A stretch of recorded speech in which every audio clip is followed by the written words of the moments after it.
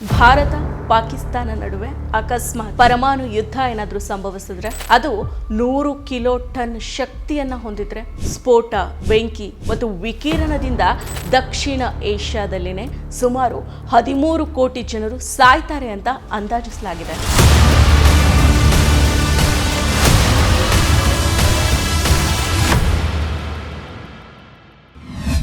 ನಮಸ್ಕಾರ.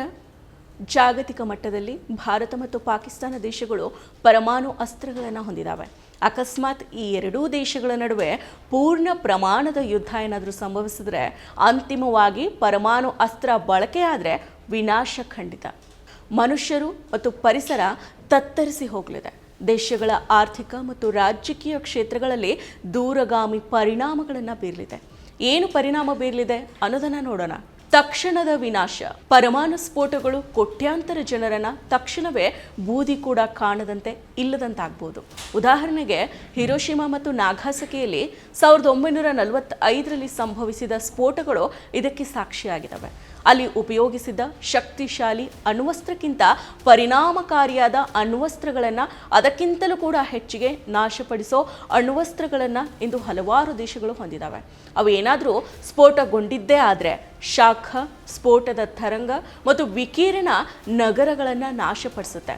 ಕಟ್ಟಡಗಳು, ಮೂಲ ಸೌಕರ್ಯಗಳು ಮತ್ತು ಜೀವವನ್ನು ಕ್ಷಣ ಮಾತ್ರದಲ್ಲಿ ಧ್ವಂಸಗೊಳಿಸುತ್ತೆ. ಆ ಕಾರಣಕ್ಕಾಗಿಯೇ ಮೊದಲ ಅಣ್ವಸ್ತ್ರದ ಅನ್ವೇಷಣೆಯಲ್ಲಿ ಭಾಗಿಯಾಗಿದ್ದ ವಿಶ್ವಪ್ರಸಿದ್ಧ ವಿಜ್ಞಾನಿ ಐನ್ಸ್ಟೈನ್ ಪ್ರಪಂಚದ 3ನೇ ಮಹಾಯುದ್ಧ ಯಾವ ಶಸ್ತ್ರಾಸ್ತ್ರಗಳಿಂದ ಹೋರಾಡ್ತಾರೋ ತಿಳಿಯೋದು, ಆದರೆ 4ನೆಯ ಮಹಾಯುದ್ಧ ಅಂತೂ ಕೋಲು, ಕಡ್ಡಿ ಮತ್ತು ಕಲ್ಲುಗಳಿಂದ ಆಗುತ್ತೆ ಅಂತ ಎಚ್ಚರಿಕೆ ನೀಡಿದ್ದನ್ನು ಇಲ್ಲಿ ಸ್ಮರಿಸಬಹುದು.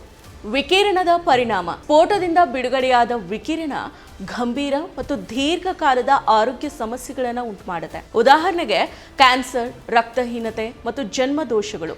ವಿಕಿರಣದಿಂದ ಬದುಕುಳಿದವರಿಗೆ ದೀರ್ಘಕಾಲೀನ ಆರೋಗ್ಯ ಸಮಸ್ಯೆಗಳು ಕೂಡ ಕಾಡಬಹುದು.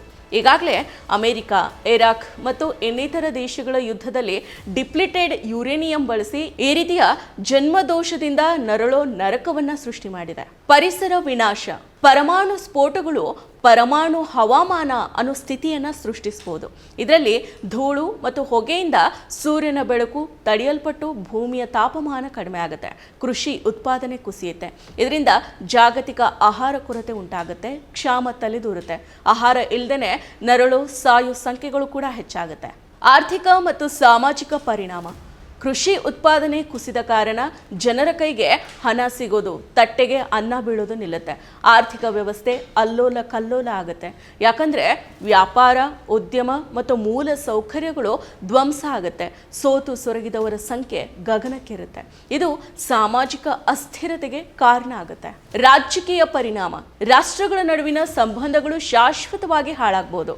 ಅಂತಾರಾಷ್ಟ್ರೀಯ ಸಂಸ್ಥೆಗಳು ಮತ್ತು ಒಪ್ಪಂದಗಳು ದುರ್ಬಲಗೊಳ್ಳಬಹುದು. ಜಾಗತಿಕ ಮಟ್ಟದಲ್ಲಿ ಶಾಂತಿಯನ್ನ ಕಾಪಾಡೋದು ಕೂಡ ಕಷ್ಟ ಆಗ್ಬೋದು. ಮಾನವ ದುರಂತ.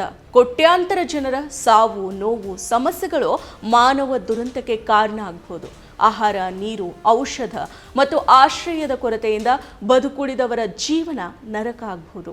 ಸಂಕ್ಷಿಪ್ತವಾಗಿ ಹೇಳೋದಾದರೆ ಪರಮಾಣು ಯುದ್ಧ ಮಾನವ ಕುಲವನ್ನೇ ನಿರ್ನಾಮ ಮಾಡೋ ಸಾಮರ್ಥ್ಯವನ್ನು ಹೊಂದಿದೆ. ಇದನ್ನು ತಪ್ಪಿಸೋದಕ್ಕೆ ಜಾಗತಿಕ ಶಾಂತಿ, ರಾಜತಾಂತ್ರಿಕ ಸಂಬಂಧಗಳು ಮತ್ತು ಪರಮಾಣು ಅಸ್ತ್ರ ನಿಯಂತ್ರಣ ಒಪ್ಪಂದಗಳು ಅತ್ಯಗತ್ಯ ಆಗಿದ್ದಾವೆ. ರಟ್ಗರ್ಸ್ ವಿಶ್ವವಿದ್ಯಾಲಯದ ಒಂದು ಅಧ್ಯಯನದ ಪ್ರಕಾರ ಭಾರತ ಮತ್ತು ಪಾಕಿಸ್ತಾನ ಒಂದರ ಮೇಲೊಂದು 250 ಪರಮಾಣು ಶಸ್ತ್ರಗಳಿಂದ ದಾಳಿ ಮಾಡಿದ್ರೆ ಪ್ರತಿ ಶಸ್ತ್ರ 100 ಕಿಲೋ ಟನ್ ಶಕ್ತಿಯನ್ನು ಹೊಂದಿದ್ರೆ ಸ್ಫೋಟ, ಬೆಂಕಿ ಮತ್ತು ವಿಕಿರಣದಿಂದ ದಕ್ಷಿಣ ಏಷ್ಯಾದಲ್ಲಿ ಸುಮಾರು 127 ಮಿಲಿಯನ್ ಜನರು ಸಾಯ್ತಾರೆ ಅಂತ ಅಂದಾಜಿಸಲಾಗಿದೆ. ದೀರ್ಘಕಾಲದ ಪರಿಣಾಮಗಳು ಇನ್ನೂ ಕೂಡ ಭಯಾನಕ ಆಗಿರ್ತವೆ. 37 ಮಿಲಿಯನ್ ಟನ್ಗಳಷ್ಟು ಕಾರ್ಬನ್ ಮಸಿ ವಾತಾವರಣಕ್ಕೆ ಸೇರುತ್ತೆ. ಇದರಿಂದ ಜಗತ್ತಿನ ತಾಪಮಾನ 5 ಡಿಗ್ರಿ ಸೆಲ್ಸಿಯಸ್ಗಿಂತ ಹೆಚ್ಚು ಕಡಿಮೆ ಆಗುತ್ತೆ. ಇದು ಬರಗಾಲಕ್ಕೆ ಕಾರಣ ಆಗಿ ಸುಮಾರು 2 ಬಿಲಿಯನ್ ಅಂದರೆ 200 ಕೋಟಿ ಜನರು ಸಾಯೋ ಸಾಧ್ಯತೆ ಕೂಡ ಇದೆ. ಬ್ರಿಟನ್ ಭಾರತವನ್ನು ವಿಭಜಿಸುವಾಗ ಸೃಷ್ಟಿಸಿದ ವಸಾಹತು ಸಮಸ್ಯೆಯೇ ದೊಡ್ಡದು. ಅದರಿಂದ ಹೊರಬಂದು ಚೇತರಿಸಿಕೊಳ್ತಾ ಇರೋ ಈ ಸಂದರ್ಭದಲ್ಲಿ ಅಕಸ್ಮಾತ್ ಭಾರತ ಮತ್ತು ಪಾಕಿಸ್ತಾನಗಳ ನಡುವೆ ಪೂರ್ಣ ಪ್ರಮಾಣದ ಯುದ್ಧ ಏನಾದರೂ ನಡೆದ್ರೆ ಜಗತ್ತು ಮತ್ತೊಮ್ಮೆ ಅಪಾಯಕ್ಕೆ ಸಿಲುಕುತ್ತೆ. ಶತಕೋಟಿ ಜನರ ಜೀವನದ ಮೇಲೆ ಪರಮಾಣು ಪರಿಣಾಮ ಬೀರುತ್ತೆ. ಭಾರತ ಮತ್ತು ಪಾಕಿಸ್ತಾನ ಪರಸ್ಪರ ನಾಶ ಆದರೆ ಬಹುಪಕ್ಷೀಯ ಜಗತ್ತಿನ ನಡೆಗೆ ದೊಡ್ಡ ಹಿನ್ನಡೆನೇ ಆಗುತ್ತೆ. ಇದರಿಂದ ಅನೇಕ ವರ್ಷಗಳ ಅಭಿವೃದ್ಧಿ ಹಾಳಾಗಿ ಜಗತ್ತು ಒಂದು ದೊಡ್ಡ ಕೊಳ್ಳಕ್ಕೆ ಜಾರಬಹುದಾಗಿದೆ. ಹಾಗಾಗಿನೇ ಅಮೆರಿಕ ಮಧ್ಯಪ್ರವೇಶ ಮಾಡಿ ಕದನ ವಿರಾಮ ಘೋಷಣೆ ಮಾಡಿದೆ. ಜಾಗತಿಕ ಮಟ್ಟದಲ್ಲಿ ಬಲಿಷ್ಠ ರಾಷ್ಟ್ರಗಳು ಅಂತ ಭಾವಿಸೋ ಅಮೆರಿಕ, ಚೀನಾ ಮತ್ತು ರಷ್ಯಾಗಳ ಸದ್ಯದ ಗಮನ ವ್ಯಾಪಾರ.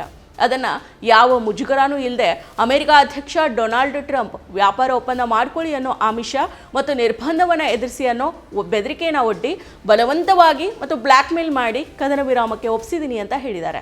ಅದನ್ನು ಯಾವ ಮುಜುಗರನೂ ಇಲ್ಲದೆ ಅಮೆರಿಕ ಅಧ್ಯಕ್ಷ ಡೊನಾಲ್ಡ್ ಟ್ರಂಪ್ ವ್ಯಾಪಾರ ಒಪ್ಪಂದ ಮಾಡ್ಕೊಳ್ಳಿ ಅನ್ನೋ ಆಮಿಷ ಮತ್ತು ನಿರ್ಬಂಧ ಎದುರಿಸಿ ಅನ್ನೋ ಬೆದರಿಕೆಯನ್ನು ಒಡ್ಡಿ ಬಲವಂತವಾಗಿ ಮತ್ತು ಬ್ಲ್ಯಾಕ್ ಮೇಲ್ ಮಾಡಿ ಕದನ ವಿರಾಮಕ್ಕೆ ಒಪ್ಪಿಸಿದ್ದೀನಿ ಅಂತ ಹೇಳಿದ್ದಾರೆ. ಚೀನಾಗೆ ತನ್ನ 3000 ಕಿಲೋಮೀಟರ್ ಉದ್ದದ CPEC ಯೋಜನೆ ಕಾರಕೋರಂ ಪರ್ವತ ಶ್ರೇಣಿ ಹೆದ್ದಾರಿಯಿಂದ ಹಿಡಿದು ದಕ್ಷಿಣದ ಅರಬ್ಬಿ ಸಮುದ್ರಕ್ಕೆ ಅಂಟ್ಕೊಂಡಿರೋ ಕ್ವಾದಾರ್ ಬಂದರುವರೆಗೆ ತನ್ನ ಹಿತಾಸಕ್ತಿಗಳ ಬಗ್ಗೆ ಚಿಂತೆ ಇದೆ. ಈ ಯೋಜನೆ ಪಾಕಿಸ್ತಾನ ಆಕ್ರಮಿತ ಕಾಶ್ಮೀರವನ್ನ ಅವಲಂಬಿಸಿದೆ. ಇದು ಬೆಲ್ಟ್ ಆ್ಯಂಡ್ ರೋಡ್ ಇನಿಷಿಯೇಟಿವ್ನ ಒಂದು ಭಾಗ ಆಗಿದೆ.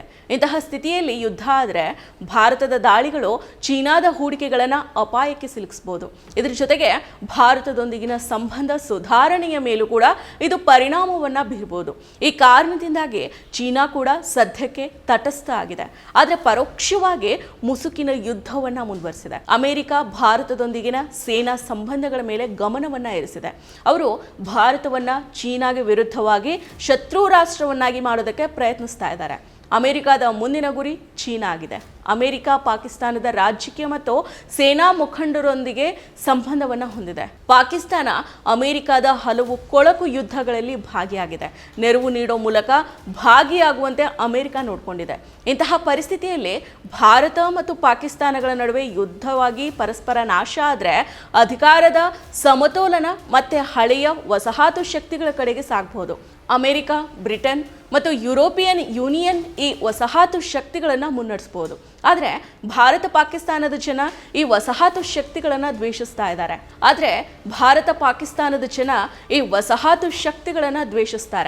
ಅಷ್ಟಕ್ಕೂ ಭಾರತ ಮತ್ತು ಪಾಕಿಸ್ತಾನದ ನಾಶ ಯಾರಿಗೂ ಕೂಡ ಒಳ್ಳೆಯದಲ್ಲ. ಇದು ಬಹುಪಕ್ಷೀಯ ಜಗತ್ತಿಗೂ ಕೂಡ ಹಿತ ಅಲ್ಲ. ಯಾಕಂದರೆ ಶತಕೋಟಿ ಜನರಿಗೆ ನಿಜವಾದ ಆರ್ಥಿಕ ಅಭಿವೃದ್ಧಿ, ಸಮೃದ್ಧಿ ಮತ್ತು ಭದ್ರತೆಗಾಗಿ ಬಹುಪಕ್ಷೀಯ ಜಗತ್ತು ಬೇಕು. ಆ ಬಹುಪಕ್ಷೀಯ ಜಗತ್ತು ಸೃಷ್ಟಿಯಾಗಬೇಕಾದ್ರೆ 2/6 ಭಾಗ ಆಗಿರೋ ಭಾರತ ಚೀನಾದ ಜನಸಂಖ್ಯೆಯ ಬಹುದೊಡ್ಡ ಕೊಡುಗೆ ಬೇಕು. ಈ ಎಲ್ಲ ಕಾರಣಗಳಿಂದ ಭಾರತ ಮತ್ತು ಪಾಕಿಸ್ತಾನ ಸಂಪೂರ್ಣ ನಾಶದ ಯುದ್ಧದಿಂದ ಹಿಂದೆ ಸರಿತಾವೆ ಅಂತ ಆಶಿಸೋಣ. ಯಾವುದೇ ಸಮಸ್ಯೆಯನ್ನ ಯುದ್ಧದ ಮೂಲಕ ಪರಿಹರಿಸಿಕೊಳ್ಳೋದಕ್ಕೆ ಸಾಧ್ಯ ಇಲ್ಲ ಅನ್ನೋ ಸತ್ಯವನ್ನ ನಾವು ಸಾರೋಣ. ಮನುಷ್ಯನನ್ನ ಕೊಂದು ಧರ್ಮ ರಕ್ಷಣೆಯನ್ನ ಮಾಡೋದಕ್ಕಿಂತ ಧರ್ಮವನ್ನೇ ಕೊಂದು ಮನುಷ್ಯನ ರಕ್ಷಣೆಯನ್ನ ಮಾಡಿ. ಯಾಕಂದ್ರೆ ಮನುಷ್ಯತ್ವನೇ ಧರ್ಮ ಅನ್ನೋ ಬುದ್ಧನ ನುಡಿಗಳನ್ನ ಮತ್ತೆ ಮತ್ತೆ ನೆನೆಯೋಣ.